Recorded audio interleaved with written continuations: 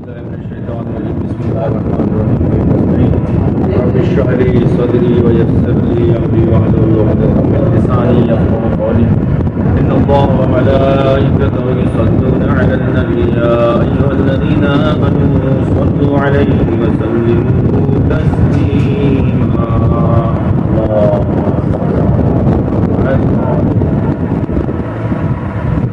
ناظرین کرام حاضرین کرام السلام علیکم ورحمۃ اللہ وبرکاتہ۔ پھر سے ہم آپ کے سامنے درس قرآن اور درس تجوید کے عنوان سے آپ کے سامنے کو شروع کر رہے ہیں انشاءاللہ۔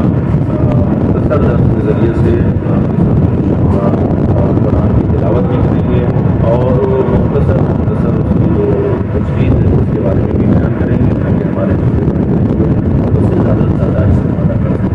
انشاءاللہ امید ہے کہ آپ کو طریقے سے شرکت فرما کر اور اس کو یاد کر کے اس پہ عمل کرنے کی کوشش کریں گے۔ اور اگر کوئی آپ کا سوال یا اس طرح سے سمجھتے ہیں جو نہیں سمجھ میں آئیے تو ہم اگلے درس میں اس کو بیان کرنے کی کوشش کریں گے۔ آپ کوشش کریے گا کہ اگر کوئی چیز سمجھ میں نہیں آ رہی تو آپ جو کمنٹس کریے یا میسج کریے انشاءاللہ، تو اس کے ذریعے سے ہم آپ کے سوال کو انشاءاللہ اگلے درس میں بیان کریں گے۔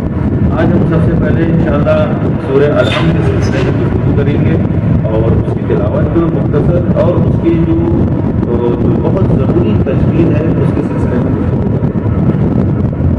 بسم اللہ الرحمن الرحیم۔ سورہ الحمد جو ہے قرآن مجید میں سب سے پہلا سورہ، اور یہ سورہ جو ہے سورہ الحمد خداوند عالم نے سورہ کا نام سب مثانی بھی ہے، سب مثانی کے نام سے بھی یاد کیا جاتا ہے، اور اس کی وجہ یہ ہے سب مثانی کی کہ خداوند عالم نے اس سورے کو 2 مرتبہ نازل کیا، یعنی یہ سورہ الحمد جو ہے 2 مرتبہ، اور یہ سورہ ایسا سورہ ہے کہ جس سورے کو نماز میں پڑھنا واجب ہے، بغیر اس سورے کی کوئی بھی نماز نہیں ہو سکتی۔ یعنی باقی جو دوسرے سورے اس میں ہم کو اختیار ہے کہ ہم سورہ الحمد قل اللہ کی دینا پڑے، نہ کرنا پڑے، یہ جو سورہ ہمارے سمجھ میں آ رہا ہے کمپلیٹ سورہ، لیکن یہ چیز یاد رکھنا کہ ہمارے یہاں بھی جو کمپلیٹ سورہ پڑھنا ہے، آدھا سورہ یا ایک رکوع سے جو نماز پوری نہیں ہوتی، لہٰذا کوئی بھی سورہ ہم شروع کریں اس کو کمپلیٹ پڑھیں ہم جو، لیکن الحمد کی سورہ جو پڑھنا اگر ہم الحمد کی سورہ نہیں پڑھ رہے ہیں تو نماز ہماری باطل ہے، نماز صحیح نہیں ہے۔ لہٰذا جو الحمد کی سورہ ہے اس کی تجوید بھی ہماری صحیح ہونا چاہیے اور اس کی قرار بھی ہماری صحیح ہونا چاہیے، اور اس کا مفہوم بھی ہمیں تھوڑا بہت پتہ ہونا چاہیے کہ اس سورے میں خداوند عالم کا پیغام کیا ہے، خداوند عالم کا مثلا ہم سے بیان کیا کرنا چاہے۔ تو مختصر طور پہ جو ہے آپ کے سامنے بیان کریں کہ اس سورے میں خداوند عالم نے کچھ چیزوں کی ہمیں تعلیم فرمائی۔ سب سے پہلی چیز کیا ہے؟ سب سے پہلی چیز ہے کہ تمام اقسام کی حمد کا مطلب ہے تعریف کرنا، اللہ کی تعریف اور شکر اسی کو مستحق سمجھنا، یعنی صرف اور صرف جو ہے جتنی بھی حمد ہے، جتنی بھی تعریف، اس کا مستحق کون ہے؟ اللہ ہے، اس کے علاوہ اور کوئی نہیں، کیونکہ جتنی بھی نعمتیں ان سب نعمتوں کا واسطہ جو ہے وہ نعمتیں چاہے بال واسطہ یا بے واسطہ جو ہے اسی کی بارگاہ سے عطا ہوتی ہیں، جو بھی نعمتیں سب اللہ نے عطا کیا ہے، سب اسی کی۔ دوسری چیز جو سورے میں جو خداوند عالم نے جو تعلیم کیا ہمارے یہاں میں وہ کیا ہے؟ دنیا و آخرت میں اسی کو سچا مالک و صاحب اختیار جانا چاہیے، دنیا میں بھی اور آخرت میں بھی وہی ہمارا مالک ہے اور سچا مالک ہے، اس کے علاوہ کوئی ہمارا مالک و سردار اور سرپرست نہیں ہے۔ اس کے علاوہ جو اس سورے کا سب سے اہم پیغام کیا ہے کہ انسان کو اپنے اندر اخلاق، تواضع، روحنی اور جو ہے علم اخلاق کو اختیار کرنا انسان کے لیے ضروری ہے، یعنی جب تک اچھا کردار اور اخلاق نہ ہو تو انسان کے لیے ساری عبادتیں بیکار ہو جایا کرتی ہیں۔ چوتھا میسج یہ ہے کہ انسان کے اندر ریا نہیں ہونا چاہیے، دکھاوا نہیں، جو کچھ بھی عمل ہو وہ خدا کے لیے ہونا چاہیے اور اسی کے خوشنودی کے لیے ہونا چاہیے۔ پانچواں جو ہے ہر کام میں اسی سے مدد ہم کو چاہنا چاہیے، اللہ کے علاوہ کسی اور سے مدد ہمیں نہیں مانگنا چاہیے۔ ایاک نعبد و ایاک نستعین، اس آیت کا مفہوم یہ ہے نا کہ پروردگار ہم تیری عبادت کرتے ہیں اور تجھ ہی سے مدد مانگتے ہیں۔ مطلب کیا ہوا کہ ہم اگر مدد چاہ رہے ہیں تو صرف اللہ سے اور اس سے مدد مانگتے ہیں۔ اور اس کے علاوہ چھٹا میسج کیا ہے کہ اچھے کو اچھا اور برے کو برا سمجھنا، جس سے حسن و خوب کا عقلی ہونا ثابت ہوتا ہے۔ بھائی جو چیز اچھی ہے اس کو اچھا سمجھا جائے، جو چیز بری ہے اس کو برا سمجھا جائے، اچھے لوگوں کو اچھا کہا جائے، برے لوگوں کو برا کہا جائے۔ یہی قرآن کا اس سورے کا پیغام ہے۔ آخری پیغام کیا ہے؟ صراط الذین انعمت علیہم، یعنی اس راستے پر ہم کو ثابت قدم رکھنا جس پر تم نے اپنی نعمتوں کو نازل کیا، یعنی اچھے لوگوں کا راستہ، اور اس راستے سے دور رکھنا غیر المغضوب علیہم ولا الضالین، کہ جن لوگوں پر تم نے اپنا عذاب نازل کیا۔ تو یہ چیز ہم کو ہمیشہ ذہن میں رکھنا چاہیے۔ ساتھ ہی جو بہت اچھی چیز کیا ہے کہ اچھے لوگوں کی دوستی و پیروی کرنا اور برے لوگوں سے پرہیز کرنا اور ان سے بیزاری کا اظہار بھی کرنا ضروری ہے۔ جو برے لوگ ہیں ان سے ہمیں دوری بھی اختیار کرنا ہے اور ان سے برات کا اظہار بھی کرنا ہے۔ یہ نہیں کہ جو ہے مثلاً جو ہے ہم برا بھی کیا ان کے ساتھ نہیں، برا ہے تو اس سے ہمیں پرہیز۔ تو یہ جو ہے کچھ پیغام جو ہے اس سورہ میں سورہ اعراف، بہرحال یہ سورہ کے عنوان سے تھا۔ اور تجوید کے اعتبار سے دیکھیں تو ہم اس میں جب پڑھیں گے تو آج پہلی چیز ہم آپ کے سامنے بیان کریں کہ قرآن مجید میں جب بھی ہم تجوید کی بات کرتے ہیں تو تجوید جب ہم شروع کریں قرآن مجید کی تو الف زبر زیر اور پیش سے جو ہے ہماری تجوید شروع ہوتی ہے۔ عربی میں کبھی بھی جو تجوید زبر کو زبر ہمیں پڑھنا چاہیے، زیر جو ہوتا ہے اس کو زیر کی آواز نکلنا چاہیے، پیش کی آواز پیش نکلنا۔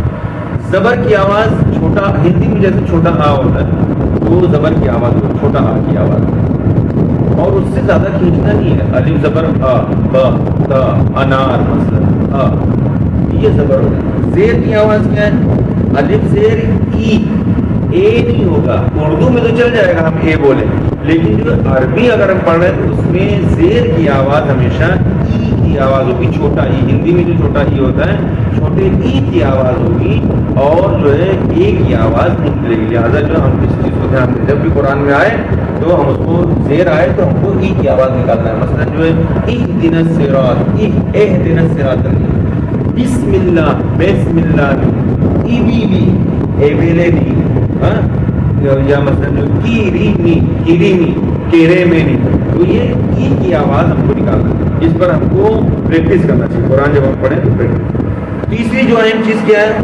پیش کی آواز۔ پیش کی آواز کیسی ہوتی ہے؟ جب بھی پیش آئے گا تو اس کی آواز اونچی نکلتی، چھوٹا وہ ہندی میں جو ہوتا ہے چھوٹا، تو پیش کی آواز جو چھوٹے وہ بھی نکلے گی۔ مثلاً جو ہے الف پیش او، بے پیش او، بے پیش او، لو،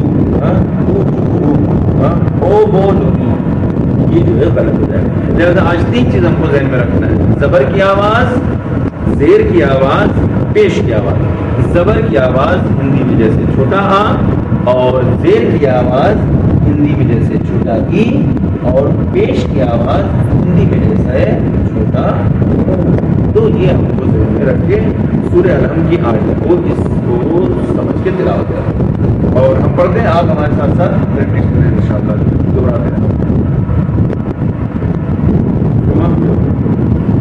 أعوذ بالله من الشيطان الرجيم، أعوذ بالله من الشيطان الرجيم، أعوذ بالله من الشيطان الرجيم، أعوذ بالله من الشيطان الرجيم، بسم الله الرحمن الرحيم، بسم الله الرحمن الرحيم، بسم الله الرحمن الرحيم، بسم الله الرحمن الرحيم، الحمد لله رب العالمين، الحمد لله رب العالمين، الرحمن الرحيم،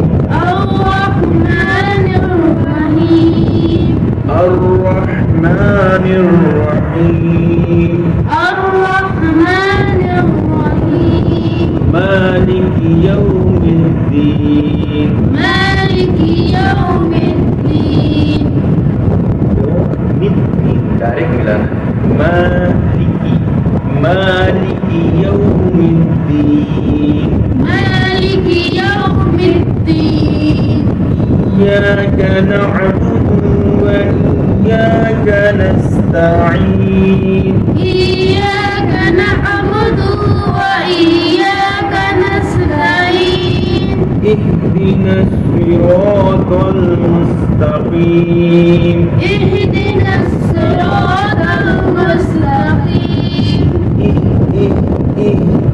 اهدنا الصراط المستقيم اهدنا الصراط المستقيم صراط الذين أنعمت عليهم صراط الذين أنعمت عليهم غير المغضوب عليهم ولا الضالين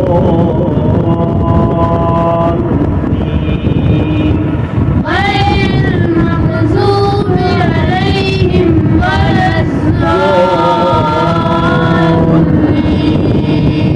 غير المغضوب عليهم ولا الضالين غير المغضوب عليهم ولا الضالين صدق الله العلي العظيم صدق الله العلي العظيم اللهم صل وسلم صل وسلم وزد وبارك وزد وبارك على رسول الله وآله الأطهار على رسول الله وآله الأطهار على رسول الله وآله الأطهار اللهم صل على محمد وآل محمد وعجل فرجه صل على محمد وآل محمد وعجل فرجه جزاک اللہ. آج کا درس ہمارا تمام ہو گیا. اب آپ سے ایک دو سوال کرتے ہیں انشاءاللہ. تو امید ہے کہ آپ اس کا جواب ہمیں دینے کی کوشش کریں گے. پہلا سوال تو ہم یہ کرتے ہیں کہ سورہ الحمد میں خداوند عالم نے کون کون سی چیزوں کو ہم کو تعلیم فرمایا ہے, جس چیز کی ہمیں تعلیم دی ہے. ہم نے 7-8 چیز آپ کے سامنے ہے, کوئی ایک آپ بیان کریں کہ اللہ نے یعنی اس سورے کا میسج کیا ہے. اس سورے کا میسج ہے کہ جیسے مطلب اللہ نے اپنی حمد کو مطلب کیا ہے, بتایا ہے, اور مطلب کئی ایسے ہے کہ یعنی ساری ہمیں تعریفیں جو ہے ساری تعریفیں اللہ کی ہے. ہمیں کسی کے سامنے اپنا دکھاوا نہیں کرنا چاہیے, صرف اور صرف خدا کو معلوم ہے اپنے حقوق پیش یعنی کہ کسی کو دکھانے کے لیے عمل نہیں کرنا چاہیے. جو بھی عمل ہم کر رہے ہیں تو اللہ کی خوشنودی کے لیے ہم کو کرنا چاہیے. ٹھیک ہے انشاءاللہ. تو ایک سوال اور کرتے ہیں کہ جو ہے یہ بتائیں کہ خدا یہ تجوید کے عنوان سے ایک سوال کریں. دوسرا تاکہ آج کا درس تمام ہو, کہ تجوید میں سب سے زیادہ جو اہم چیزوں میں سے زبر زیر پیش اس کی آواز ہمیں اچھے سے نکالنا چاہیے. تو آپ یہ بتائیں کہ زیر کی آواز عربی میں کس طرح سے نکلتی ہے. زیر کی جیسے اگر آپ بیان کریں ٹھیک نہیں تو پھر ناظرین سے زیر کی آواز عربی میں کس طرح سے نکلتی ہے, کس طرح سے ایگزامپل.